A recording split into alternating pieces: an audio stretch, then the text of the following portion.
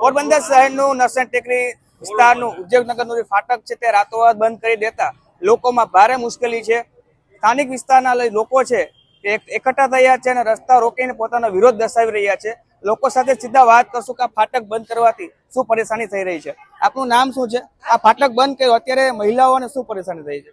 મહિલાઓને પરેશાન છે કે છોકરાઓને ટ્યુશનમાં જવું હોય, આ દળના દળાવા જવું હોય, નરસણ ટેકરીએ જવું હોય, અહીં કે શાકભાજી લેવા જવું હોય તો એ લોકોને બસ સ્ટોપમાં છોકરાઓને તેડવા મૂકવા જવું હોય, કેટલો પ્રોબ્લેમ છે।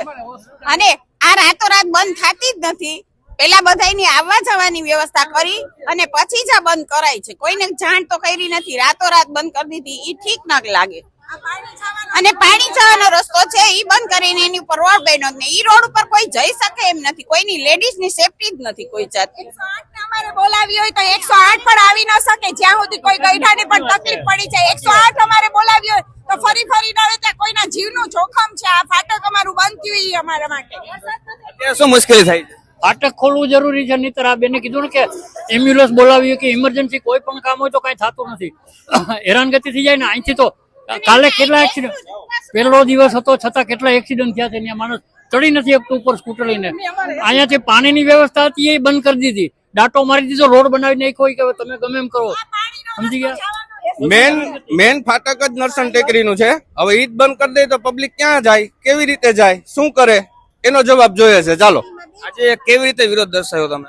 વિરોધ દર્શાવ્યો છે કે ફાટકમાં બહુ મુશ્કેલી પડે, દિવસમાં 3 થી 4 વખત આવ જાવ થાય છે। છોકરાઓને ટ્યુશનમાં લેવા મૂકવા જવું હોય, કોઈ લોટ દરવા જવું હોય, કોઈ બારોબારથી રાત્રે કોઈ નરસણ ટેકરી કોઈ બસમાંથી આવ્યો તો એ કઈ રીતે આવે ઘરે, અને રાત્રે અહીંયા નાલામાંથી જાય છે તો ત્યાં પણ વરસાદમાં પાણી ભરાઈ જાય છે, તો ત્યાંથી પણ નીકળી શકાય નહીં। અને ફ્લાયઓવર ચડે કોઈ લેડીઝ હોય તો એના માટે જોખમીકારક છે।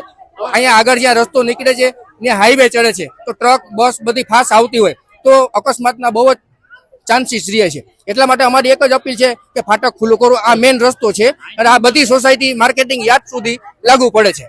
લોકોને અવર જવર કરવી તો કઈ રીતે કરવી? આ રસ્તો આટલા વર્ષોથી ચાલુ હતો છતાં કેમ બંધ કર્યો? વર્ષોથી તકલીફ પડી નથી તો અત્યારે કેમ પડી?